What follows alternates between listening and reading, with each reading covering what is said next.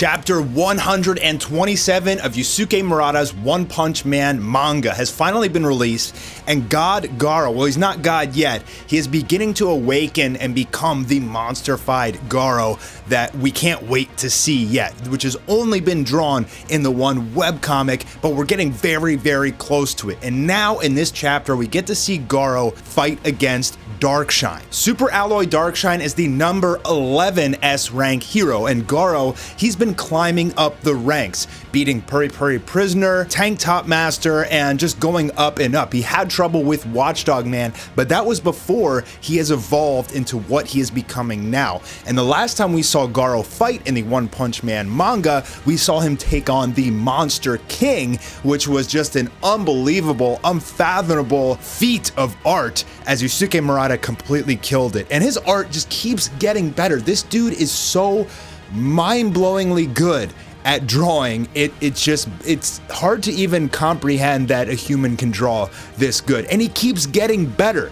It's just a testament that no matter how good you are at something, there's always room for growth. Now, before we dive into this chapter and show you all the amazing stuff that happened, first I want to tell you guys about our partner for today's video, Raid Shadow Legends. I'm sure you've heard of Raid Shadow Legends before. If you watch YouTube videos, then who hasn't? But have you played it? It's actually available now on the PC. You can download it for free and play, and it works much better on the PC. The graphics are better, it's smoother, it's easier to understand and play, and the game is actually pretty fun. I'm not gonna lie, it's actually pretty fun. So as you progress through the game, you're able to unlock new champions, and then you assemble your team and go through these dungeons, fight powerful bosses, which are actually not that easy, by the way. I got killed quite a bit playing through the game. Your champions are a different type of class each with different abilities, and you basically assemble the best team you possibly can, upgrading their gear along the way in order to take on these giant bosses. Now you can play Raid on both mobile and your desktop, which means if you're done playing on your PC and you need to go,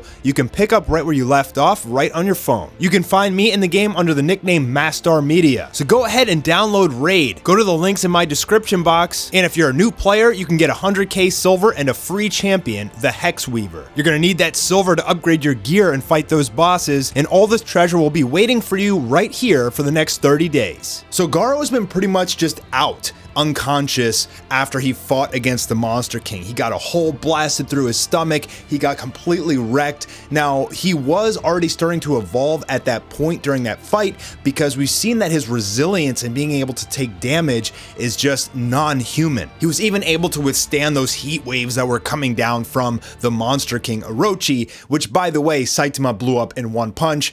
That was a very anticlimactic chapter and kind of disappointing because there was so much hype over that character. But so as the S rank heroes are going deeper and deeper into the Underground Monster Association dungeon, they're encountering all of these dragon level monsters, and a lot of them are struggling with these dragon level monsters, these monster executives, which are arguably even stronger than the Monster King. And after Garo awakens and just crushes Puri Prisoner, who also got a power up of his own a few chapters ago, now Super Alloy Darkshine has stepped up to the plate, and they're gonna go at it. Now Darkshine, his abilities is basically like he's trained his muscles so much that he's like invincible, and his strength is, it looks from this chapter like he's way stronger than even Tank Top Master, and we remember how the fight went between Tank Top Master and Garo. So Garo goes all out right off the bat against Super Alloy Darkshine. Look at this panel, man. Garo has increased in power over and over and over again. Slight increases, basically getting Zenkai boosts every time that he loses a battle. And now after losing to the Monster King, he has powered up yet again. But even so, even though it appears that Darkshine is taking a lot of damage, he simply just flexes and bursts Garo off, sending him flying through multiple walls and doing tons of damage. So Darkshine showing like how insanely strong he is. Not only is he basically invincible defense-wise, but his attack power is just unimaginable as well. And he says, no matter how fast you are, how many tricks you have up your sleeves, you are powerless in front of my trained muscles. Yeah, and by the way, the way that Murata draws Darkshine is just crazy. I mean, I don't know if this dude studied like Mr. Olympia competitors or what, but I mean, he's got the anatomy down. So Garo's not down for the count yet. Remember, he's got this crazy resilience and he can take tons of damage and just keep going, as we've seen from him pretty much ever since he was first introduced. And he's darting around Darkshine at incredible speeds, kind of like what Rock Lee did to Gara in the Chunin exams. But it's nothing to Darkshine, who just smacks him away, and like, look at the blood, look at the damage just from one hit from Darkshine. So Garo kind of catches his composure here and he's like, what's going on? Where am I? What is this place? I should be fighting Orochi right now. So pretty much after he got knocked out from fighting Orochi, he kind of just like awoke in this berserker state as he's beginning his monsterification process, and he didn't even like realize what he was doing. He's still part human, so he's not full monster yet, but definitely there is a large amount of monster growing within him. As Garo explained in previous chapters, basically he was trying to get Garo to become the new Monster King, and the only way to do that is to basically give them repeatable Zenkai boosts until they become the Monster King, and very, very few people can do that. So the more battles Garo has, the more he loses, the more damage he takes, this monster inside of him, this power, continues to grow and get stronger and stronger. But now he's gonna try and fight Darkshine without this like losing his head. Like now he's actually in control of his body again, and he's gonna start to use his martial arts like Silver Fang's water crushing rock fist. I love this standoff here. Murata just amazing storyboarding going on. You know, I know he does actually mimic a lot of the storyboarding from One himself. I've actually seen some of the live drawing sessions online of him actually looking at the webcomic and then redrawing each page, but I know he also does like to put his own influence as well, so I'd have to go back and look at this chapter to see if he copied it exactly. But regardless, I love how he has a lot of action, takes a step back to do some talking, and then the fighting pose, getting ready for the standoff as they're about to explode into combat again. And this punch right here, I was thinking about coloring this and using this for the thumbnail, but like just how dynamic, the foreshortening, the speed, you can like literally feel the power coming from Darkshine. You can feel the momentum of Garo's hips twisting and turning as he's dodging and swinging the leg.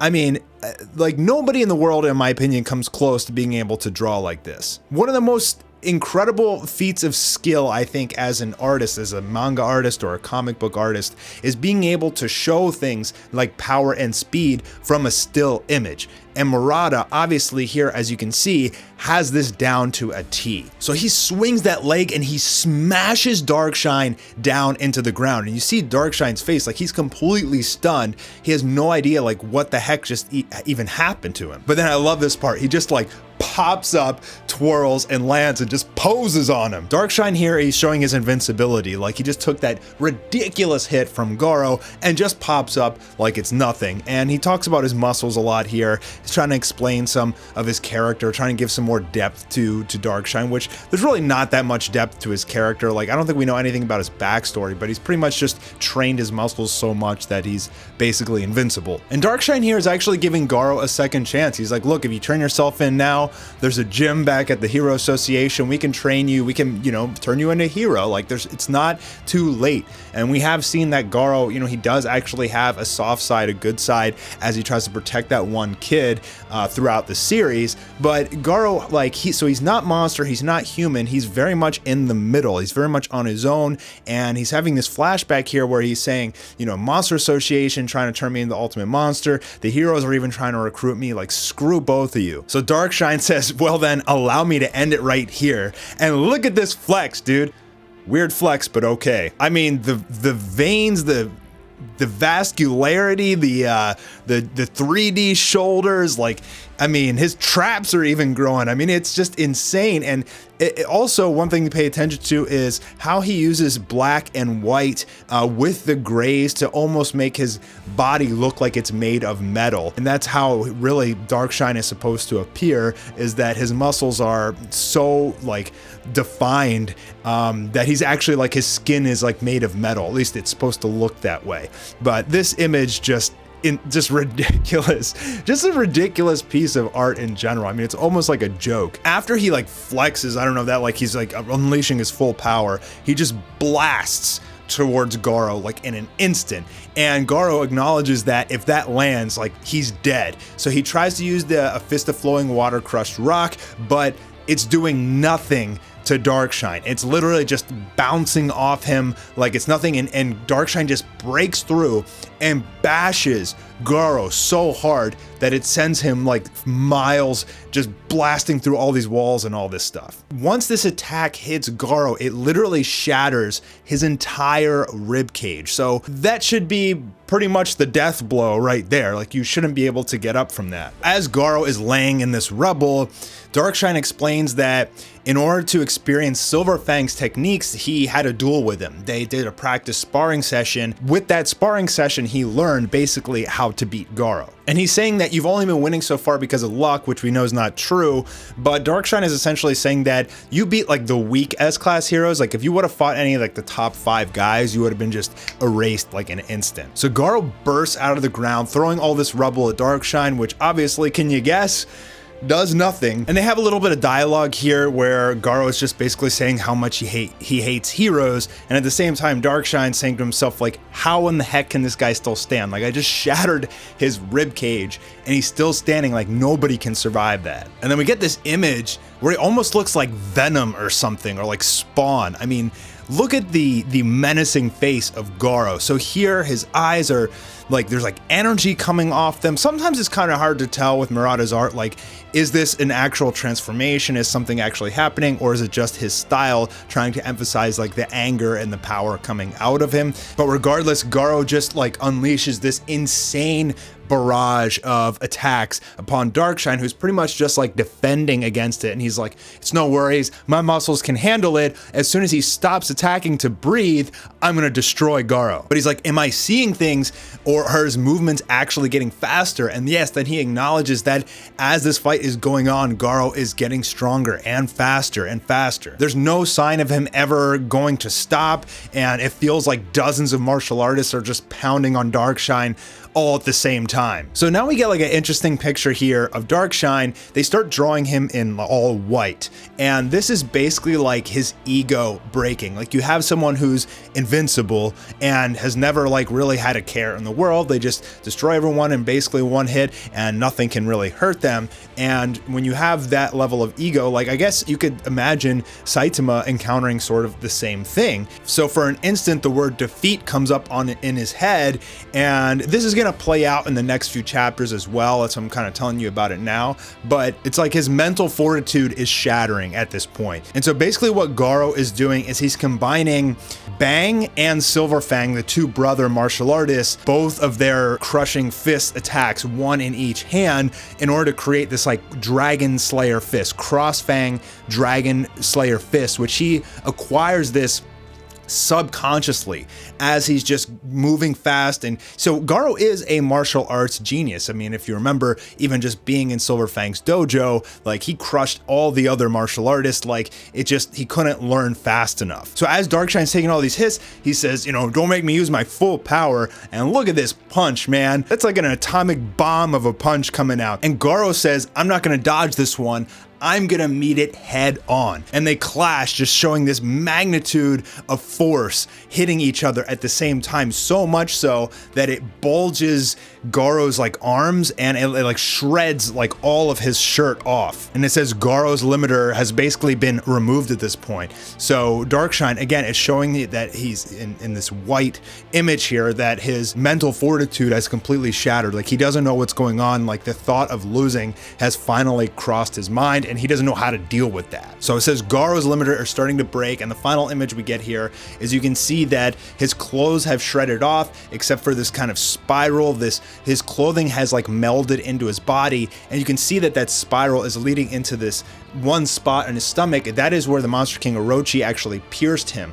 So it's like his clothes have bonded inside of to fill that gaping hole of his body, and you can see both of his eyes now are black. I don't know if that's going to be red when this is animated, but now he has achieved the next level. He has broke his limiter. He's still not full monster yet. You can see his teeth are a little bit like sharp or something too, but he is on his way to become full monster, which he will in the future. So this was just such an unbelievable chapter here. Tons of action. The art, like there's so many panels in this that just completely blow my mind. I don't know if you could train for 100 years and be able to draw as well as Murata is able to. I mean, the guy's an absolute genius. It's just completely phenomenal art. I love One Punch Man. I love Murata's work. And I hope you guys enjoyed this one. Leave your thoughts in your comments down below. And on the next video on this channel, we're going to be reviewing Sellouts.